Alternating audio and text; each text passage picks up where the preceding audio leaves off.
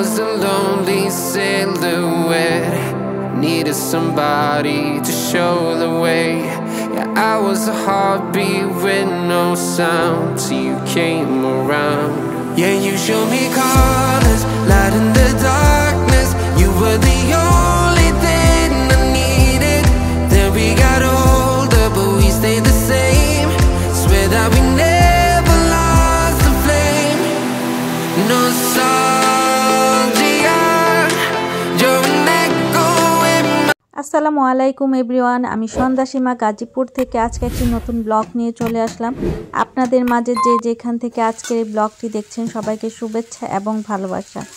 যারা নতুন আছেন আজকে আমার ব্লগটা প্রথম দেখবেন তাদের কাছে একটাই অনুরোধ, ব্লগটা দেখতে দেখতে আপনাদের যদি সামান্য কোনো অংশে ভালো লেগে থাকে অবশ্যই সাবস্ক্রাইব করবেন, লাইক করবেন, কমেন্টের মাধ্যমে ভালো খারাপ সব শেয়ার করবেন, এটাই আপনাদের কাছে আমি আশা করি। আর যারা পুরাতন আছেন তারা অবশ্যই লাইক কমেন্ট করবেন। অনেক আপুরা আছে দেখতে দেখতে লাইক করতে ভুলে যায়, অবশ্যই তারা কিন্তু লাইকটা করে দিবেন দেখার প্রথমেই।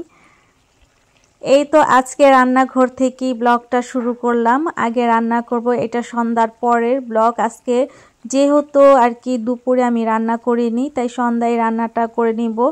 তো সন্ধ্যায় আগে রান্নাটা করে নিয়েছি, শীতের সবজি রান্না করছি আজকে আর কি বোয়াল মাছ, ফুলকপি, টমেটো আর সিম দিয়ে একটা তরকারি রান্না করে নিচ্ছি আর একটা সবজি ভাজি করে নিচ্ছি সিম আলু দিয়ে। তো সিম আলু ভাজিটা আমার মেয়ের খুবই ভালো লাগে। তো এই তো আমার রান্নাটা প্রায় শেষ।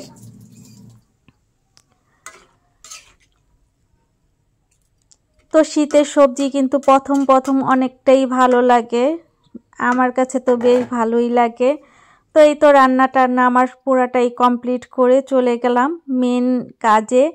আজকে আপনাদের সাথে আমি শেয়ার করব আমার ডাইনিং স্পেস এরিয়াটা আমি কিভাবে সাজিয়ে গুছিয়ে রাখি সেটা, আর ডাইনিং টেবিলটা আমি কিভাবে সাজিয়েছি সেটা আপনাদের সাথে শেয়ার করব। এই তো আগে আমি ভালো করে আমার ডাইনিং টেবিল আর চেয়ারগুলো ভালো করে মুছে নিচ্ছি। এইগুলোতে 2 দিন পর পর অনেক ধুলাবালি পড়ে, তাই ভালো করে মুছে নিচ্ছি। তো আমার ডাইনিং টেবিলটা প্রায় 3-3.5 বছর হয়ে গেছে, তারপর অনেকটা এখনও দেখতে নতুনের মতনই লাগে আর কি, কোনো সমস্যা হয় না। কারণ এই ধরনের আর কি ম্যাটেরিয়ালের ডাইনিং বা যে কোনো প্রোডাক্টই সহজে তাড়াতাড়ি নষ্ট হয়ে যায়। যাই হোক আলহামদুলিল্লাহ, তো আমারটা বেশ নতুনই আছে। হয়তোবা আমি জিনিসের অনেক যত্ন করি এর জন্য। তো আমার ঘরের প্রতিটা জিনিসই আমার শখের, শুধু আমার না, আমার মনে হয় প্রতিটা গৃহিণীরই তার সংসারের প্রতিটা জিনিস অনেক শখের। কারণ আমরা প্রতিটা গৃহিণী অনেক কষ্ট করে একটু একটু করে সংসারটাকে সাজিয়ে গুছিয়ে রাখার চেষ্টা করি, কেনার চেষ্টা করি। তো সেহেতু আমাদের প্রতিটা জিনিসই শখের হবে, এটাই স্বাভাবিক। তো এই তো দেখছেন যে একটা রানার বিছিয়েছি। এই রানারটা কিন্তু আমার একটা পুরাতন ওড়না ছিল, সেটা কেটে আমি এই রানারটা বানিয়েছি। তো আমার ডাইনিংয়ের টেবিলের বয়সটা যেরকম 3.5 বছর, তো এই রানারগুলোর বয়সও তেমন। তো এই পুরাতন ওড়নাটার কালার কম্বিনেশনটা আমার এত ভালো লেগেছিল, তো এটা কিন্তু আমার ফেলে দিতে বা কাউকে দিতে অনেকটাই মায়া লাগতো। তো আমি চিন্তা করছিলাম যে আমার ঘরের কাজে কিসে লাগানো যায়, তখনই চিন্তা আসলো যে এটা দিয়ে আমি আমার আর কি ডাইনিংয়ের রানার বানাবো। তো যেই কথা সেই কাজ, তো রানারটা বানিয়ে ফেলছি। তো দেখেন কেমন হয়েছে অবশ্যই জানাবেন, যেহেতু 3 বছর আগের রানারটা বানিয়েছিলাম। তো এখনও দেখতে অনেকটাই সুন্দর চকচকে। তো এরই মধ্যে আমি আবার আমার ডাইনিংয়ে পলি বিছিয়ে নিয়েছি, ওয়াটার কালার পলি। আর ওয়াটার কালার পলিটা বিছানোর কারণ, যেহেতু আমার বাচ্চা মেয়ে আছে, ও সারাক্ষণই ডাইনিংয়ে খাবার দাবার খায়, সেহেতু নষ্ট করে ফেলবে। আর সেহেতু যদি কোনো ময়লা হয় সাথে সাথে যাতে আমি ভিজা ন্যাকড়া দিয়ে মুছে রাখতে পারি সেজন্য। আর এই যে এইখানে দেখছেন যে মাটির কতগুলো পাতিল, এগুলোকে কালার আর ডেকোর পিসগুলো সব আমি আমার নিজের হাতে বানিয়েছি DIY করে। আর এইখানে 2টা সসের বোতল আছে, এই সসের বোতলগুলোতেও আমি DIY করে নিয়েছি ডেকোর পিস বানিয়ে। পিছনে একটা ওয়াটার বোতল রেখেছি, পাশেই একটা জুসার। মেশিন রেখেছি আর পাশে একটা কাচের জার আছে, সাথে একটা আর্টিফিশিয়াল ফুলের টব বানিয়ে রেখে দিয়েছি।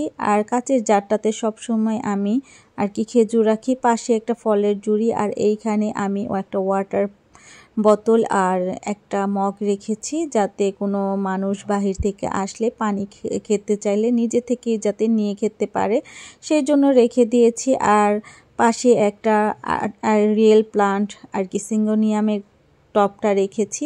আর এইখানেই আমার আর কি ডাইনিংয়ের পাশে আর কিচেনের পাশে একদম সাথেই আমার ফ্রিজটা রেখেছি। আর এই যে এখানে দেখছেন একটা চেয়ার, আমার ডাইনিংটা কিন্তু 6 চেয়ারের ছিল, তো জায়গার কারণে আমি রাখতে পারিনি, তাই এইখানে একটা রেখেছি আর একটা বেডরুমে রেখেছি। তো ডাইনিং আর এইখানে যেটা রেখেছি এটার উপরে আমি ব্লেন্ডার মেশিনটা রেখেছি। আর এই তো আমার একটা বেসিংয়ের উপরে তো এইভাবে আমি সাজিয়ে রেখেছি। আর সাথে একটা প্লাস্টিকের র্যাগের উপরে আমার মেডিসিন কর্নার বানিয়েছি, এখানে আমার সব মেডিসিনগুলো থাকে।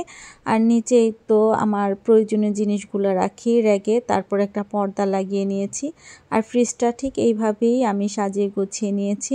তো এই তো আমার সম্পূর্ণ ডাইনিং স্পেসটাকে আমি এইভাবে সাজিয়ে গুছিয়ে রেখেছি। তো জায়গার স্বল্পতার কারণে কিন্তু আমার ডাইনিংয়ের সাথে আমার রেগুলার ইউজের জুতার র্যাকটা রাখতে হয়েছে। আবার অনেকেই প্রশ্ন করতে পারেন যে ডাইনিংয়ের সাথে কেন জুতার র্যাক রেখেছি, তো কি করব, আর উপায় নেই। তো আজকের ব্লগটা এই পর্যন্তই, সবার সুস্থতা কামনা করে আজকের ব্লগটা রাখছি। আল্লাহ হাফেজ।